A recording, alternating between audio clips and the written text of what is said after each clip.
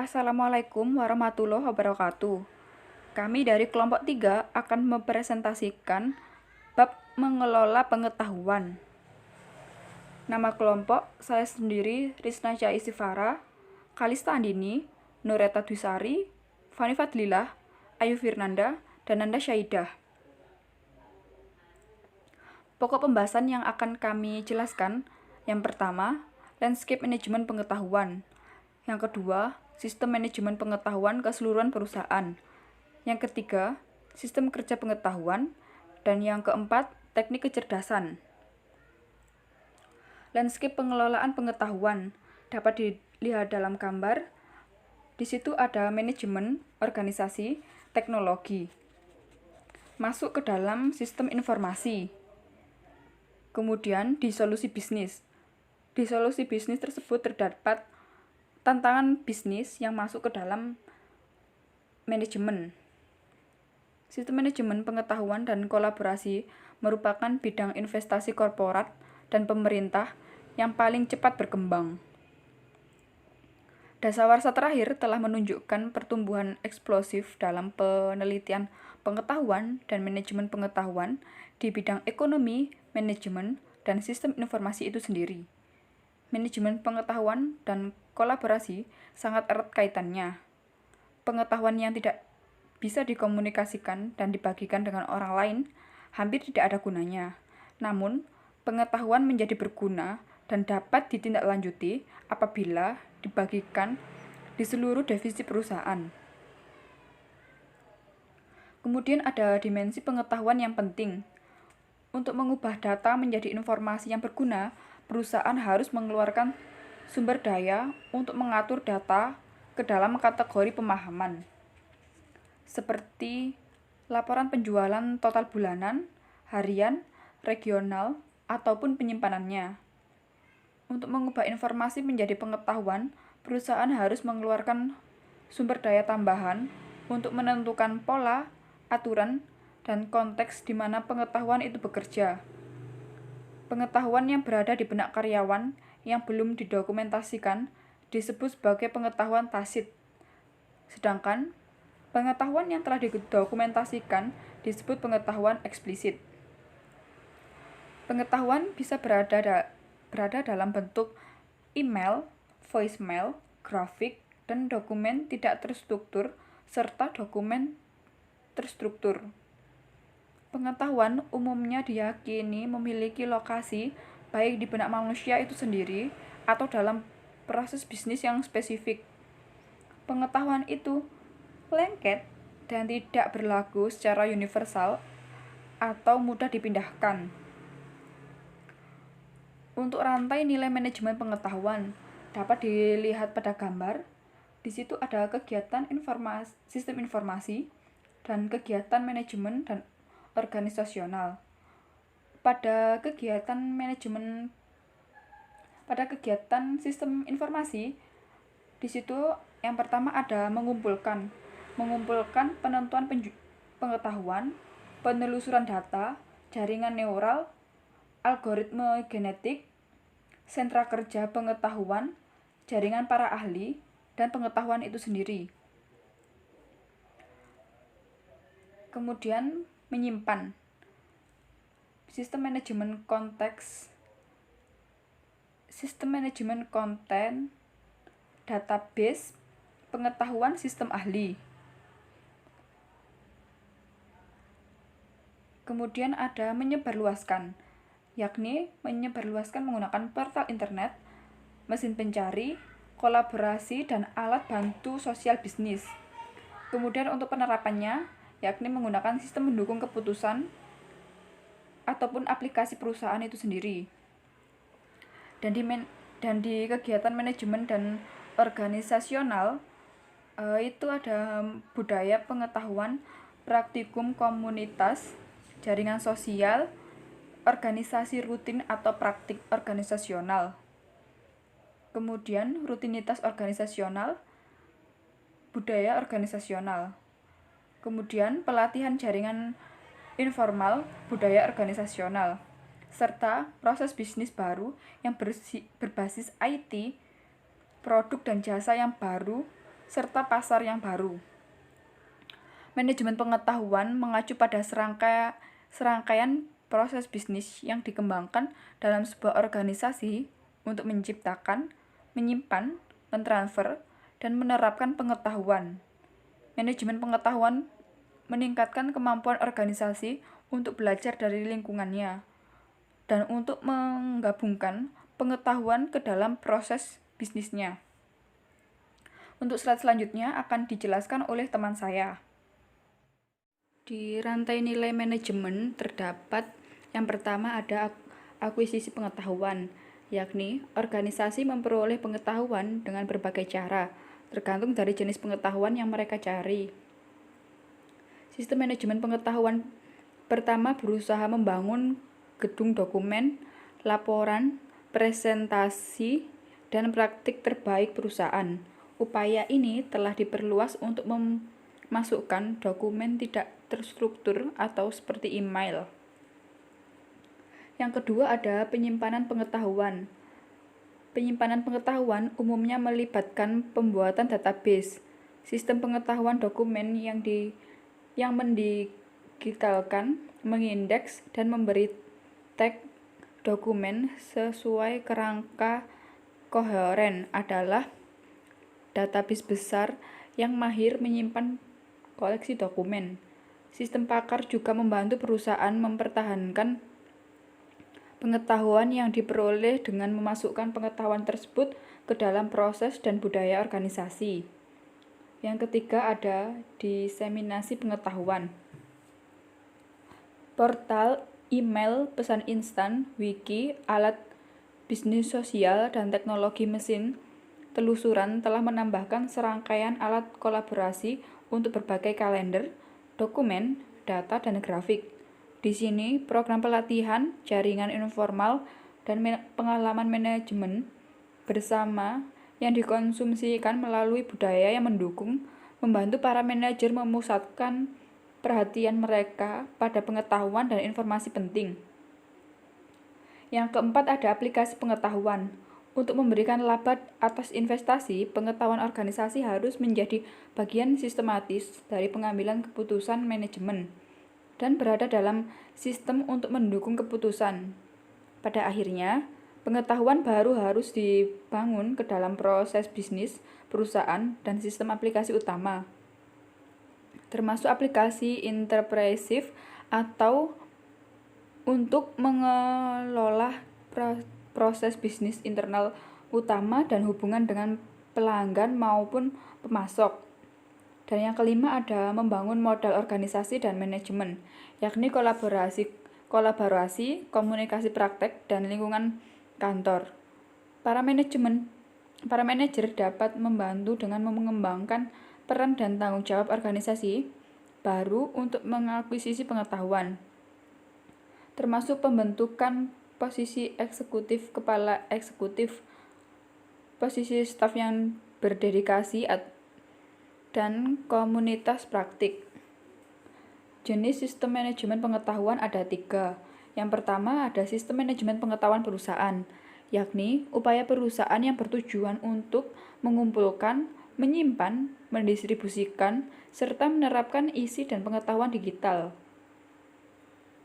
Yang kedua ada sistem pekerjaan pengetahuan, sistem yang dikembangkan khusus untuk para teknisi, ilmuwan, dan para pekerja di bidang pengetahuan lainnya yang bertugas memperoleh dan menciptakan pengetahuan baru bagi suatu perusahaan.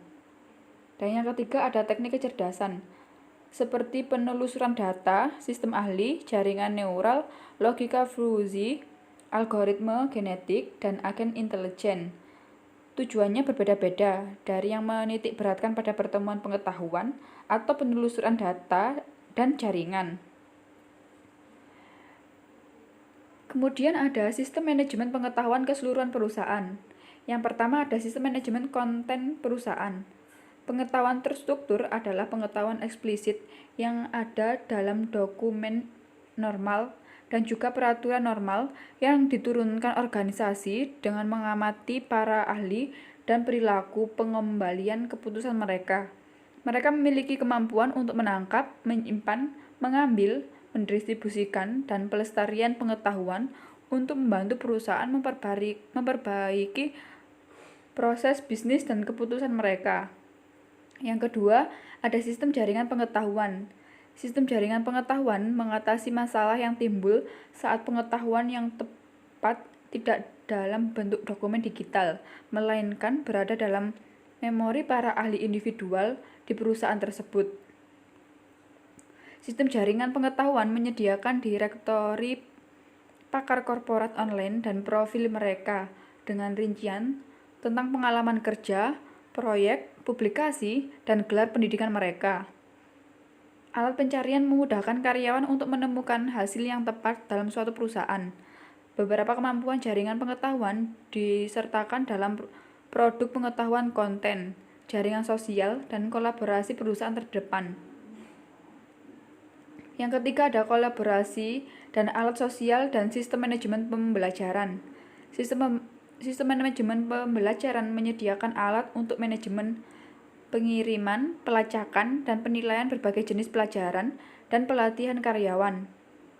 Sistem manajemen pembelajaran kontemporer mendukung berbagai mode pembelajaran, termasuk CD-ROM, video yang dapat di-download, kelas berbasis web, pengajaran langsung di kelas atau online, dan pembelajaran kelompok di forum online dan sesi obrol.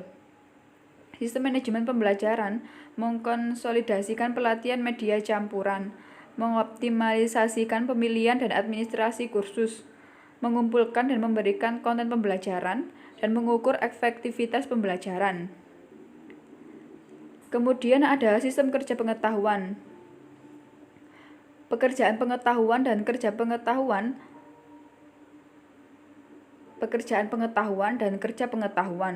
Pekerja pengetahuan mencakupi periset, perancang, arsitek, ilmuwan, dan insinyur yang terutama menciptakan pengetahuan dan informasi untuk organisasi.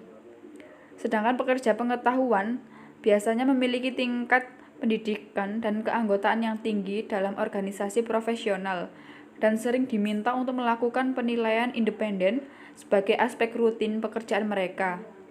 Pekerja pengetahuan melakukan 3 peran penting dalam pentingnya sebuah organisasi dan manajer yang bekerja di dalam organisasi tersebut. Yang pertama, menjaga pengetahuan organisasi saat perkembangan di dunia luar dalam, teknologi, sains, pemikiran sosial, dan seni. Yang kedua, melayani konsultan internal mengenai bidang pengetahuan mereka, perubahan yang terjadi, dan peluang yang akan didapatkan. Yang ketiga ada bertindak sebagai agen perubahan, evaluasi inisiasi, dan promosi proyek untuk melakukan perubahan di suatu perusahaan tersebut. 3.2 Kebutuhan sistem kerja pengetahuan. Sistem ini memerlukan kekuatan komputasi mendasar untuk mengenai grafik-grafik yang rumit atau perhitungan yang kompleks yang dibutuhkan oleh pekerja pengetahuan, seperti peneliti ilmiah, perancang produk, dan analisis keuangan. Karena pekerja pengetahuan sangat fokus pada pengetahuan di dunia eksternal, sistem ini juga harus memberikan kemudahan dan kecepatan mengakses database eksternal. 3.3 Persyaratan sistem kerja pengetahuan. Pekerja pengetahuan juga memerlukan sistem kerja pengetahuan yang sangat spesifik dengan grafis, alat bantu analisis, dan kemampuan komunikasi dan manajemen dokumentasi yang canggih. Sistem ini juga harus memberikan kemudahan dan kecepatan mengakses basis data eksternal. Sistem kerja pengetahuan membutuhkan link yang kuat kepada basis pengetahuan eksternal, selain juga perangkat keras dan peranti lunak khusus. 3.4 Contoh sistem kerja pengetahuan. Desain berbantuan komputer atau Computer Aided Design (CAD) membuat proses penciptaan dan revisi rancangan menjadi otomatis dengan menggunakan komputer dan peranti lunak grafis yang rumit. Sistem realitas virtual atau Virtual Reality System memiliki kemampuan visualisasi, penerjemahan, dan simulasi yang jauh melebihi sistem desain dengan bantuan komputer. Sistem ini menggunakan peranti lunak grafis interaktif untuk menciptakan simulasi buatan komputer yang sangat mirip dengan kenyataan, hingga bahkan para pengguna hampir mempercayai bahwa berada dalam dunia nyata. Industri keuangan menggunakan workstation investasi atau investment workstation khusus untuk mendayagunakan pengetahuan dan waktu dari para pialang pedagang. Teknik kecerdasan buatan dan teknik basis data memberikan sejumlah teknis cerdas organisasi untuk menangkap pengetahuan individu dan kolektif serta untuk memperluas basis pengetahuan mereka. Sistem pakar penalaran berbasis kasus dan logika fuzzy digunakan untuk menangkap pengetahuan tersembunyi. Jaringan syaraf tiruan dan data mining digunakan untuk menemukan pengetahuan teknik cerdas lainnya yang dibahas di bagian ini didasarkan pada teknologi kecerdasan buatan yang terdiri dari sistem berbasis komputer, perangkat keras, dan perangkat lunak yang mencoba meniru perilaku manusia. Memperoleh pengetahuan sistem ahli. Sistem ahli atau pakar adalah teknik cerdas untuk menangkap pengetahuan tersembunyi dalam domain keahlian manusia yang sangat spesifik dan terbatas. Sistem ini menangkap pengetahuan karyawan yang terampil dalam bentuk seperangkat aturan dalam sistem perangkat lunak yang dapat digunakan oleh orang lain dalam organisasi. Kumpulan aturan dalam sistem pakar menambah ingatan atau pembelajaran tersimpan dari perusahaan. Pengetahuan manusia harus dimodelkan atau diwakili sedemikian rupa sehingga komputer bisa memprosesnya. Sistem pakar memodelkan pengetahuan manusia sebagai seperangkat aturan yang secara kolektif disebut basis pengetahuan. Strategi yang digunakan untuk mencari melalui basis pengetahuan disebut inferensi. Dua strategi yang umum digunakan forward chaining dan backward chaining. Kecerdasan organisasi, penalaran kasus berbasis sistem logika fuzzy. Pengetahuan organisasi ini dapat ditangkap dan disimpan dengan menggunakan penalaran berbasis kasus. Dalam kasus berbasis penalaran, deskripsi pengalaman masa lalu spesialis manusia yang digambarkan sebagai kasus disimpan dalam database untuk pengambilan nanti saat pengguna menemukan kasus baru dengan parameter serupa. Sistem mencari kasus yang tersimpan dengan karakteristik masalah yang mirip dengan yang baru, menemukan kesesuaian terdekat, dan menerapkan solusi dari kasus lama ke kasus baru. Solusi yang berhasil ditandai pada kasus baru dan keduanya disimpan bersamaan dengan kasus lain di basis pengetahuan. Solusi yang tidak berhasil juga ditambahkan ke database kasus, beserta penjelasan mengapa solusi tidak berjalan. Pembelajaran mesin. Pembelajaran mesin adalah studi bagaimana program komputer dapat meningkatkan kinerjanya tanpa pemrograman eksplisit. Mesin yang dipelajari adalah mesin yang seperti manusia, dapat mengenali pola dalam data dan mengubah perilakunya berdasarkan pengakuan akan pola, pengalaman, atau pembelajaran sebelumnya atau database. Agen cerdas. Agen cerdas adalah program perangkat lunak yang bekerja tanpa intervensi langsung manusia untuk melaksanakan tugas tertentu untuk pengguna individual, proses bisnis, atau aplikasi perangkat lunak.